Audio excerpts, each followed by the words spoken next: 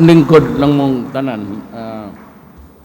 Ayaw kayo niyog seryosa. Pareho lang ta Cebuano. I have my prepared speech, which is usually limited to 2. But if I do this, I'd spoil the time that you waited for me.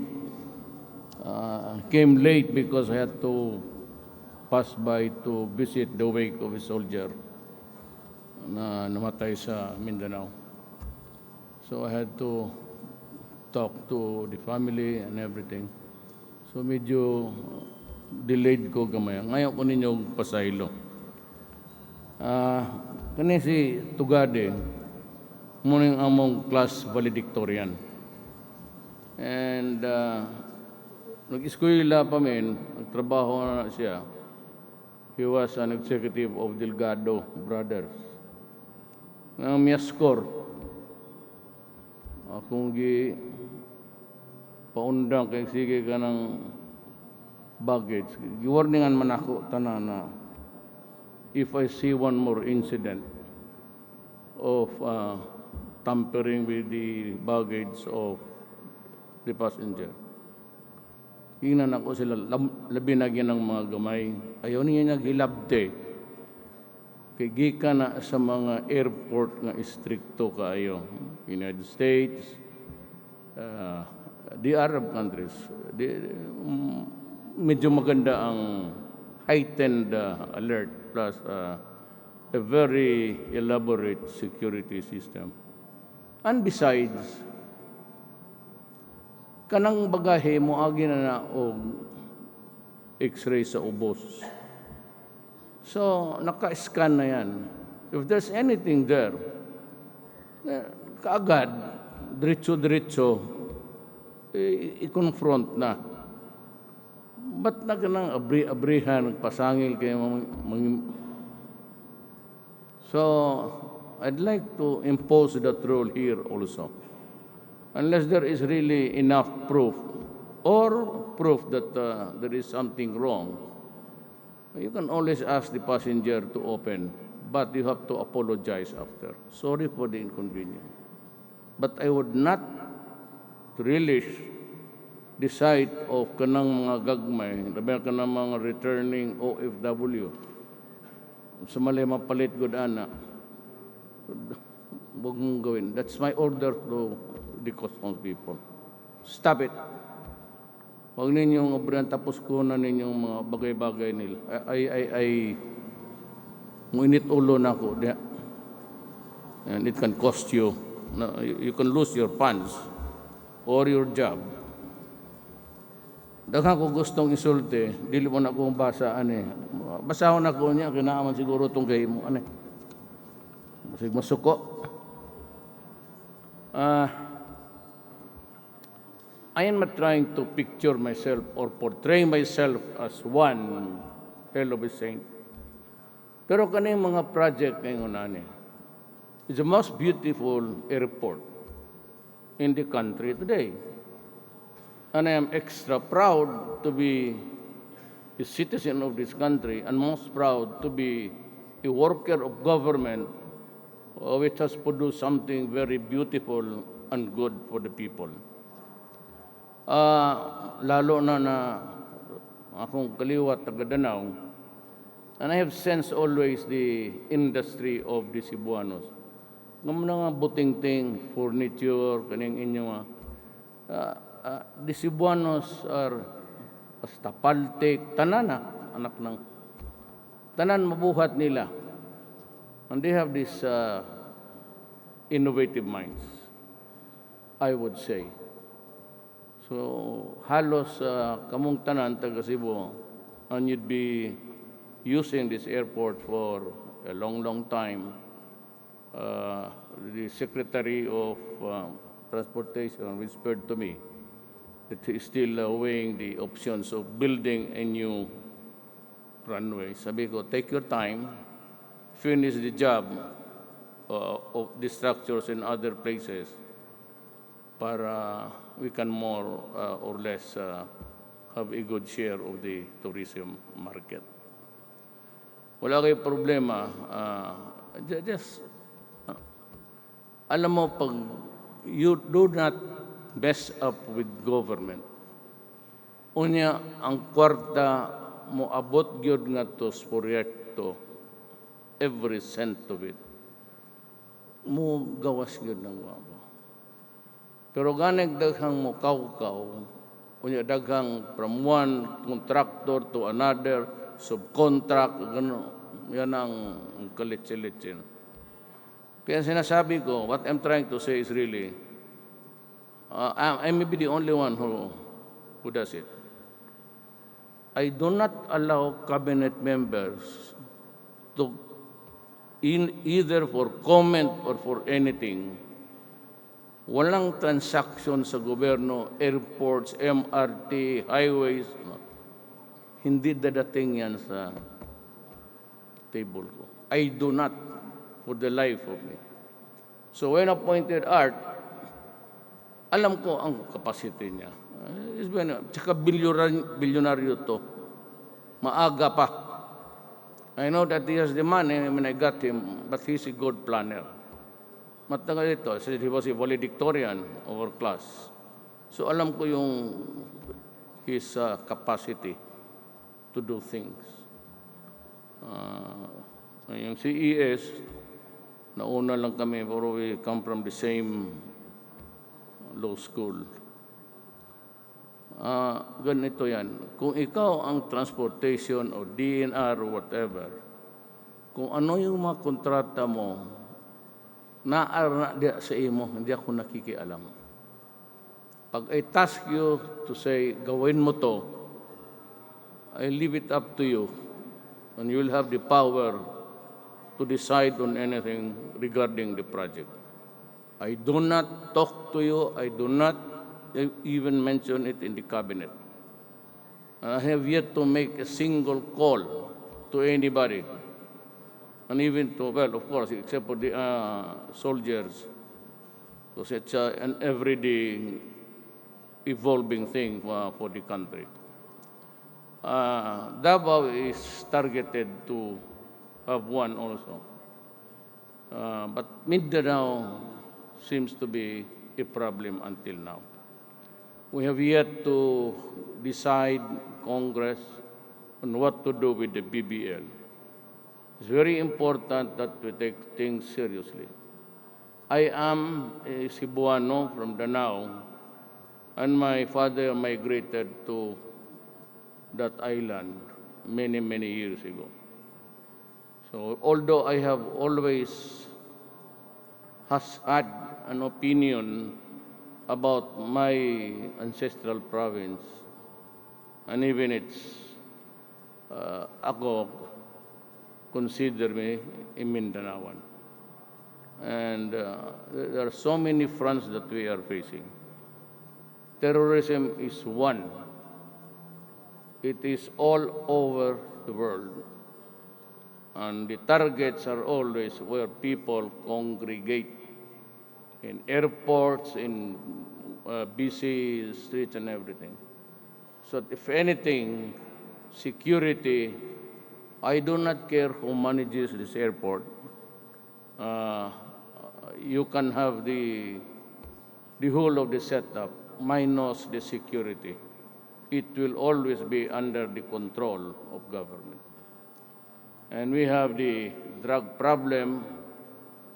I must say that dito sa Cebu, a lot of one of the severe problems ng Cebu is drugs. And it has contaminated a lot of policemen here. And some said, one day I'm going to take an action against all of you. Mahirap ang Cebu because of drugs.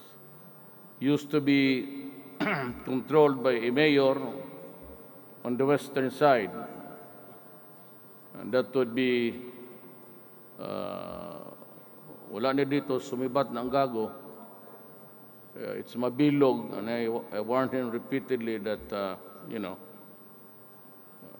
pagkamatay ni Parahino, sabi niya na galit baba ako sa kanya. Sabi ko rin ilang galit, putang ina mo, papatayin kita, Litsega.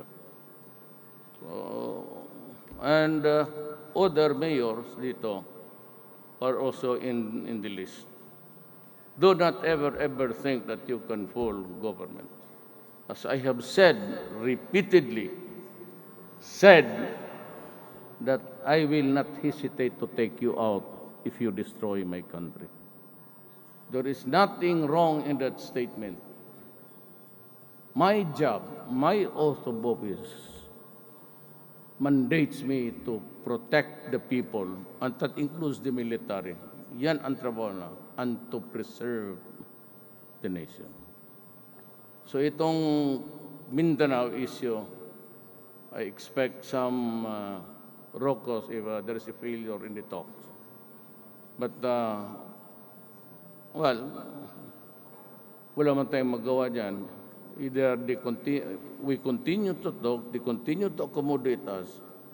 If everything fails, we can always talk. And I'm ready to talk. Pero itong mga teroristang ISIS, I will not dialogue with them. Criminals, itong mga drogista, I will not talk to them. Sabi ko kay I called everybody, every mayor in town, as a matter of fact.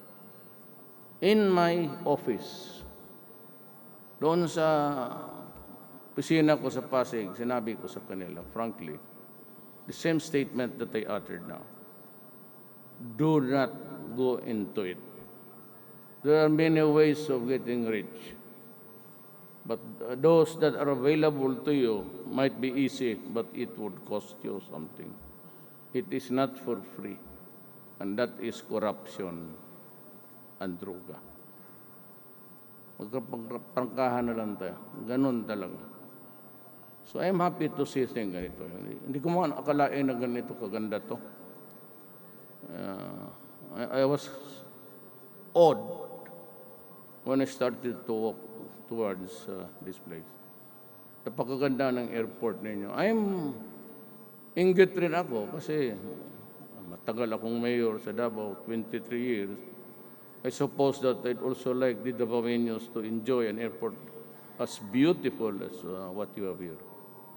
Art, he has my respect, and I congratulate him and, of course, his partners for making this possible. Wala akong pili. Even in the budget, wala akong favor this, wala. Because I won on my own. Even here, dito sa lugar ko, I never had one single barangay captain. Kung nanalo ako dito, salamat sa inyo. Hindi naman talaga kayo nagkamali. Actually, what I promised, I deliver. I only had about 4 or 5, and that is why every time there's a debate, the presidential debate here, I finish always early on. Some extra time to spare, but sabi ko, I'm through. Why? Well, because you're only given a minute and a half. So what can you say? So nag-bullet ako. I said, I'll stop corruption. And I'm doing it. And I've hired so many of my friends who were with me even during my mayorship days. Talagang ilang na, mga brad ko, mga taga San Beda. The latest was the government corporate council. Sinabi ko, when you are granted dyan, the case was you are granted a franchise, a PECO. Makipunta ka naman doon. There was really no splendid infrastructures. You just say warehouses and bodegas there. But there is a franchise for gambling. And they are allowed to gamble because it's the law. It's political, but andyan na rin yan, wala na tayong magawa. When you start to farm out, but you have this franchise or a license to conduct gambling activities. And you start to farm it out way beyond your jurisdiction, tapos sabihin mo it's legal. Of course, it's not legal. There's only one legal entity that is allowed to oversee everything, and that's PAGCOR. Such a stupid opinion. Nabasa ko, pareha lang tayo ng abogado. Dalawa na ang PAGCOR nito. So gambling, I suppose, I never liked it. But we'll limit it to few people na talagang may pera na. Me, I don't like it. I don't like gambling. And the less, whatever franchise, mas maganda sa akin. Pareho kami ng, murag pareho may stand sa pare, pero kutubra po diha. So, ubang butang, di namin magkasinabot. You know, you should learn to separate your God from my God. My God is different. The one that was imbued upon me by my father and mother. It could not even really be an entity, just the values that I learned while growing up. Itong si Art kanina, nung tinawag yung pangalan niya, kasi daldal ng daldal, hindi niya alam. Tumindig siya, sabi niya, anong gawin ko? Kaya sabi ko, di mo ba alam trabaho mo? I-introduce mo ako doon sa magandang,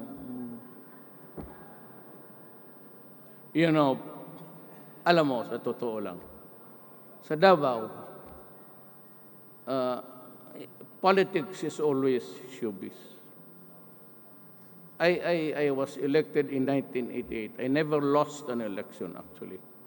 I only had one opponent far and in between the years I was mayor.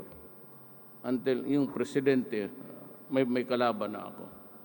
But all others, wala. I just regal people, but, pumunta yung parents ko doon kasi mahirap lang kami dito.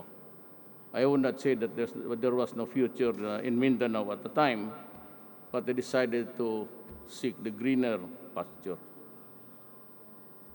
So yung natutunan ko, my father was governor for 12 years. Diyan ko natutunan niya ang politika. And I really embrace and kiss people. Huwag lang yung pedophile ka, but yung magaganda, hinahalikan ko ta. May also yung bole. Tapos mag-distribute ako, sabi, who wants to be kissed? You can have this, but you have to kiss me on the lips. And I kissed them. In the many campaigns, na uso yung ball, maybe you have kissed 1,000 ladies on the lips. Yun ang style ko sa politika. But it leaves a bad taste in the mouth. But there's always that P syndrome. PHA. You complete the word. Ayaw kong mention. What about the kiss? Ihalik. Sabi ko, kung may volunteer ngayon,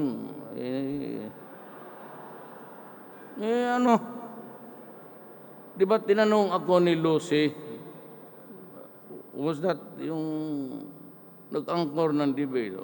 Tinanong niya, Mayor, may balita na babae, gano'n. Sabi ko, tama ka. It's biology. What, you don't need it? I do. Talaga gano'n lang. That's the long and short of it. Biology. Daghang pag-istorya. Ayun. Asawa, 2 ang asawa ko. Pero handa akong magpakasal basta ito.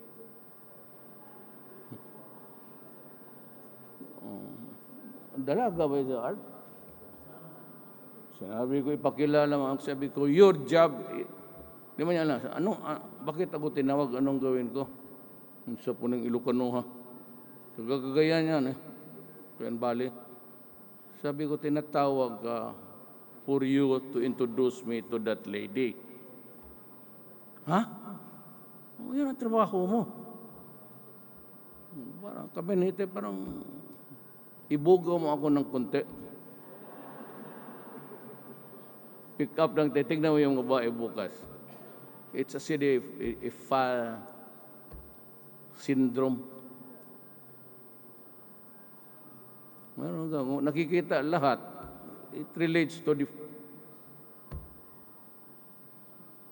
Well, I don't know. Basta ako, trabaho lang. And I'd like to thank you again for the overwhelming victory. Hindi talaga kayo nagkamali. And this will kind of not the rigmarole that you used to. Wala ito. Magtanong ka baski sinong negosyante. Walang pumupunta sa akin. Wala akong pinatawag. It's all theirs. If it succeeds, I would celebrate with you. If it fails, then I have to walk you. But sa kabinete ko, sabi ko, puro naman mayayaman yan eh. Dominguez Finance. He owns Marco Polo of Davao. Kababata ko yan, maliit pa kami. Magkababata ka hanggang kindergarten hanggang valedictorian. Was the second voice of democracy ng Ford Foundation. Kayong mga matatanda na, you might remember that. He was our contestant and he won the national. He's bright and he has the money. Kaya ako dinikitan kasi election pala. They spent, yeah. Tugade spent. Kasi classmate ko. Millions, maybe. I do not know. I never made an accounting of how.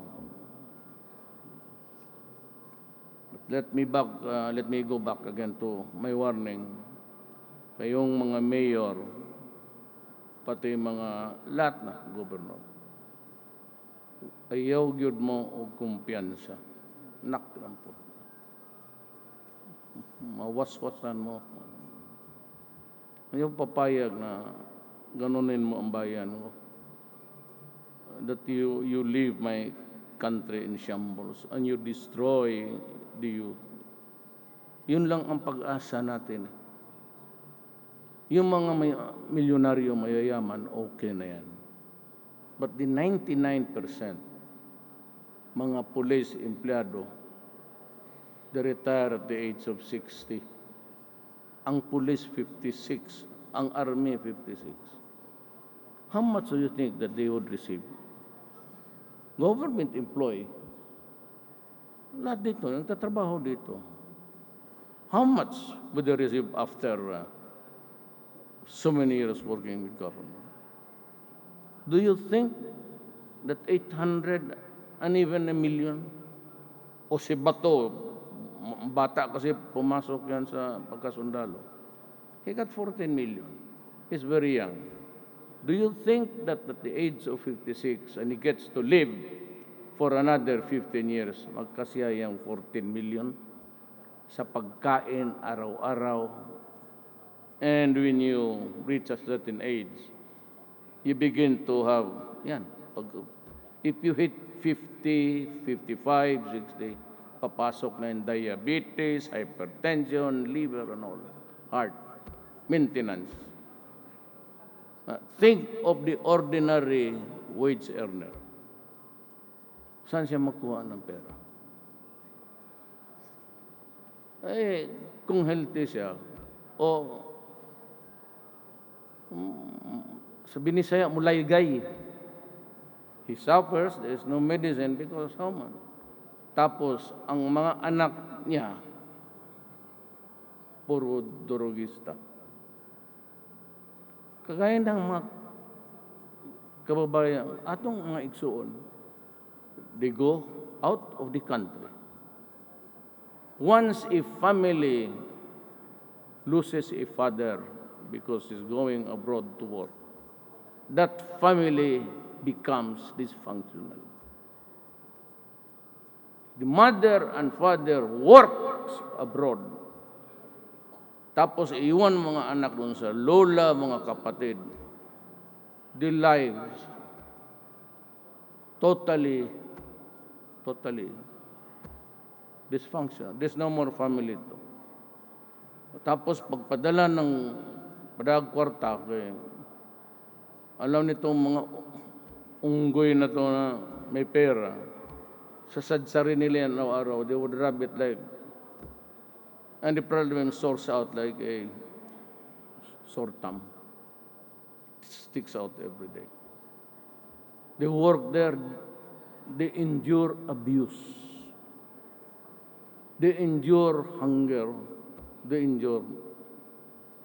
Pagdating nila dito, pagkita nila sa anak nila, walang nangyari dahil sa droga.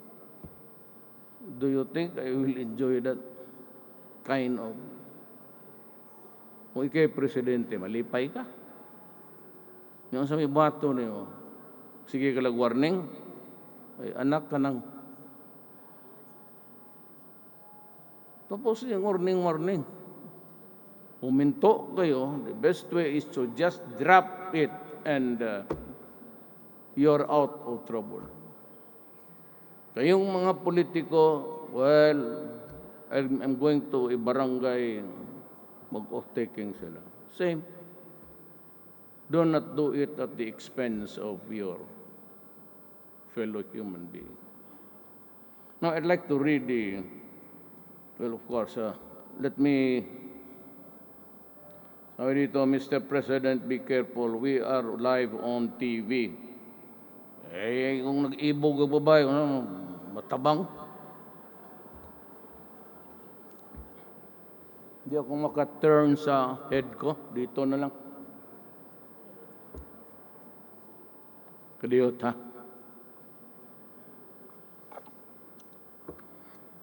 We have with us the Executive Secretary, Salvador Midaldia, and the other members of the Cabinet. We have Sani, we have si Bernadette. Sige, ito apelido ni mo. Puyat ako. Dili ang tinuod na magprangka ako, ha? The popular notion is girlfriend ko siya. She's not. Honestly, she's not. She's not my, ano lang talaga, because she has been working with DA for so many, Undersecretary of Agriculture yan. Noon pa.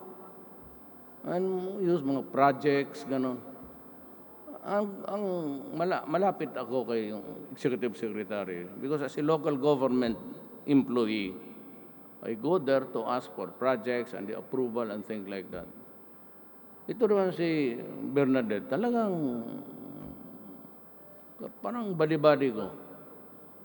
Pero ang mga TV, yung binabantayan ng body language, she's not. Ano ba tayo? On o hindi? Sabi ka ng totoo? She's a very good friend.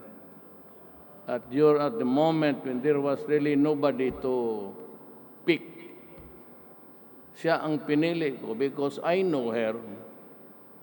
She's a magna cum laude graduate of the School of Economics sa UP. And most of itong mga concept, including the military, I was complaining to the armed forces, bakit yung mga pulis ko, pati sundalo ko, namamatay. Sabi, binabaril parang aso, you allow them to go out, mamalingke na walang armas. Sabi ko, ano ba to? So I really complained to Lorenzana and si Anyo. Can you do something about this? Parang aso na lang araw-araw na papatay yung sundalo ko. Then, Pinyol, te si Pinyol nga Ilonggo, abaw te, may answer ready. Sabi niya, I will talk to ito. So nagplano ito, sabi niya, madali yan. Ang tienda, wag bang ayaw adto ang sundalo magbuhat lang sa kampo kay ihatag. So everywhere, pag may kampo, hindi na sila lalabas. Yung magpabili, mo adto sa kampo. Iyan na. Marunong bright.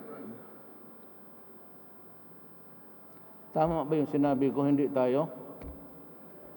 Ayun si dia. Ano? Hindi mo alam? Ito apay usa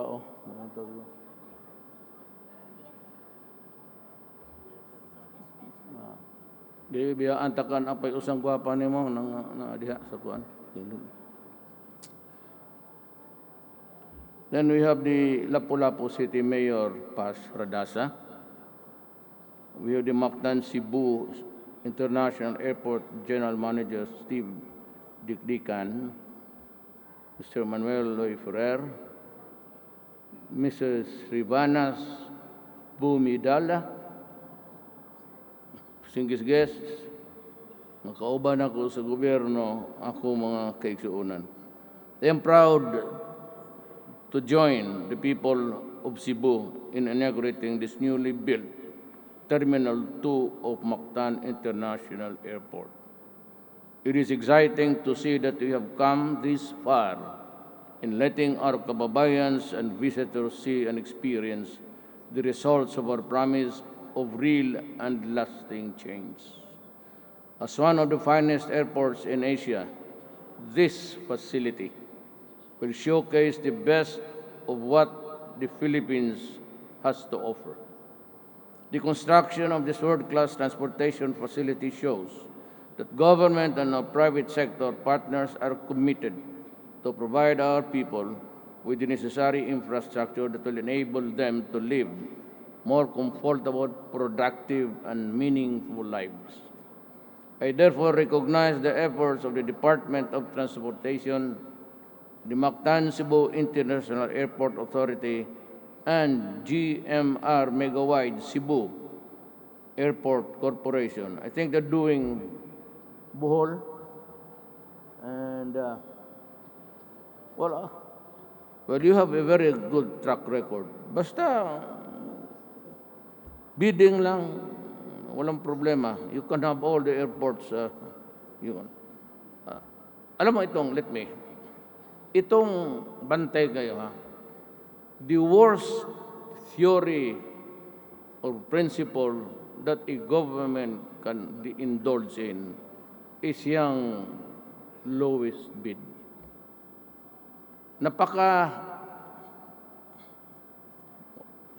Napaka-toxic yung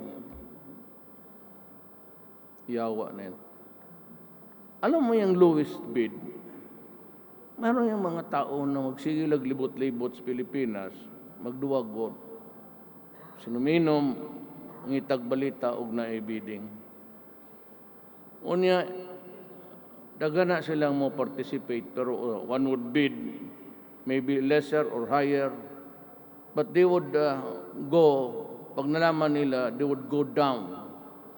So for example, 100 million, so we can do it for 80 or 70. The lowest sila biro mo, can build it to 70. Pero muhatag pa na nga to sa mayor, muhatag pa na nga to sa contractor, muhatag pa dito sa engineer. Eventually, the money goes down to something like 60. Mupirma pag yun ang barangay captain, anak nang. Mupirma yan ang mga dalan. So another give yan. And that is why you see a lot of deterioration of newly built roads.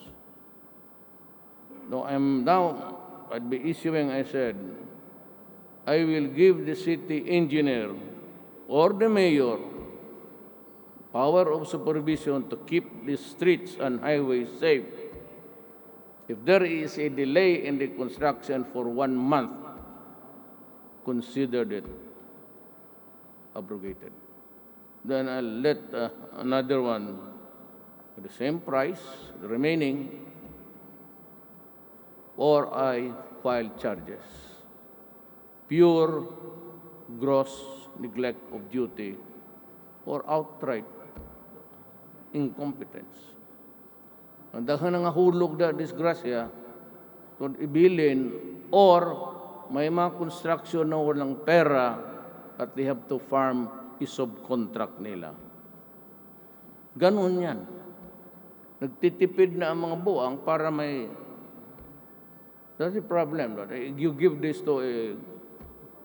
About it na lang, to his credit, Art Tugade is a businessman ever since. He would know saan niya ibigay. And I never questioned. I've never questioned anybody's... Wala akong sabi ko. I do not participate even mga marginal notes. Not only, I have said, do not send it to me. It is born, cradle to grave dyan sa iyo. Do not disturb me with contracts. Policy pati yung mga promotion lang.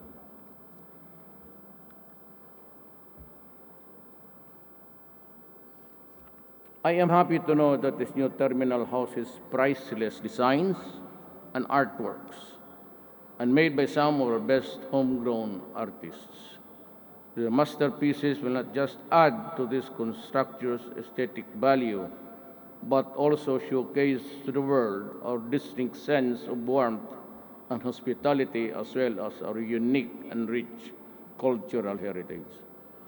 It will also have the state-of-the-art facilities that ensure passenger safety and comfort. Staying true to MCIA's vision, this airport will definitely be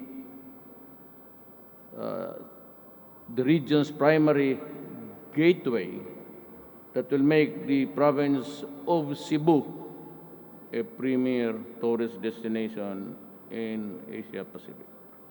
By serving millions of passengers annually, this new facility will address the growing passenger demand in Metro Manila. It will also promote tourism, stimulate commerce, and spur economic activities in the Visayas. Without doubt, this project will become a catalyst for inclusive countryside development in the region. Rest assured that the government will pursue and complete more airports and other infrastructure projects across the country as part of our Build program. This embodies our commitment to enhance mobility and connectivity so we can provide safe, convenient, and dependable transportation for people and goods throughout the archipelago.